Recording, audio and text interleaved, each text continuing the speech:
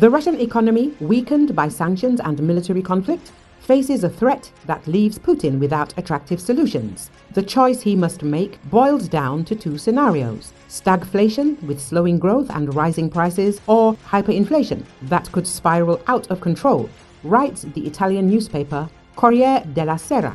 In this regard, the dictator's options are small and not at all enviable. Putin must choose, and he is running out of time, the journalists note. The situation is aggravated by a conflict between key figures in the Russian elite. On the one hand, the heads of large industrial corporations, such as Alexey Mordashov from Severstal and Sergey Chemezov from Rostec, are demanding lower interest rates to save their enterprises. On the other, the head of the Central Bank Elvira Nabiullina continues to tighten monetary policy in an effort to curb inflation.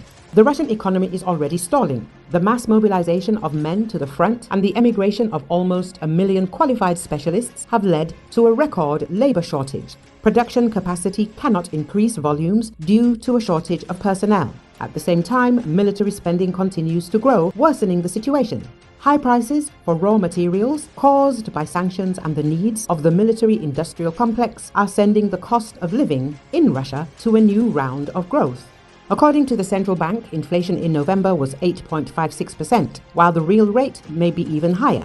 The top players in the military-industrial complex are increasing the pressure on Putin. Rostec CEO Sergey Chemezov, whose company produces 80% of the weapons used in the war, said the central bank's current policy threatens to bankrupt the industry. Similar statements have been made by metals oligarchs such as Oleg Deripaska and Alexey Mordashov. The Center for Macroeconomic Analysis also warned of the risk of a sharp slowdown in economic growth and a collapse in investment, which only increased criticism of Nabiullina. The military-industrial complex is demanding the resignation of the head of the central bank and lower interest rates. However, this could trigger a Venezuela-style hyperinflation where the cost of living spirals out of control. Meanwhile, the ruble continues to weaken even against the yuan, making imports from China unaffordable for most Russians. With butter prices up 30 to 40% and millions of people unable to afford basic products, the situation is becoming critical. Putin has remained silent for now, but every delay he makes deepens the crisis and pushes the country toward economic ruin.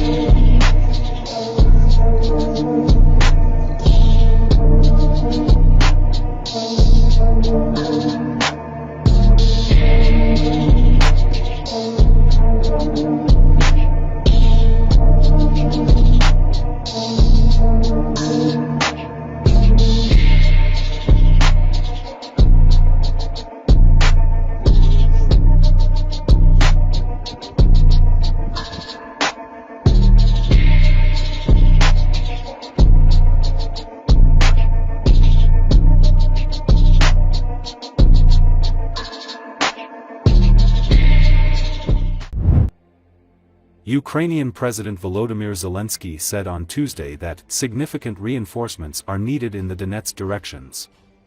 Speaking in his nightly video address, Zelensky stressed the importance of quickly implementing partner agreements, noting that winter is a huge temptation for Russian terrorists. The greater our army's firepower is, the more technological capabilities we have, the more effectively we can destroy Russia's offensive potential and protect our warriors' lives, he said. The U.S. is preparing to send Ukraine an additional $725 million in military assistance, including counter-drone systems and munitions for its high-mobility artillery rocket system, which could indicate more of the longer-range missiles are headed to the battlefield. Донецькі напрямки потребують суттєвого посилення. Це стосується, зокрема, постачання зброї від партнерів. Це пряма залежність. Чим більше вогнева сила нашої армії, чим більше у нас технологічних можливостей, тим більше зможемо знищити російського наступального потенціалу і захистити життя наших воїнів. І щодо цього детально говоримо з партнерами, працюємо самі, збільшуємо наше виробництво, нашу українську оборонну промисловість. Буде більше нашої далекобійності. Ми очікуємо зараз в грудні системи від кількох партнерів, плюс є певні речі, які можуть бути зроблені в січні для нашого повітряного щита. Важливо, щоб це було реалізовано без будь-якого зволікання. Зима – це величезна спокуса для російських терористів.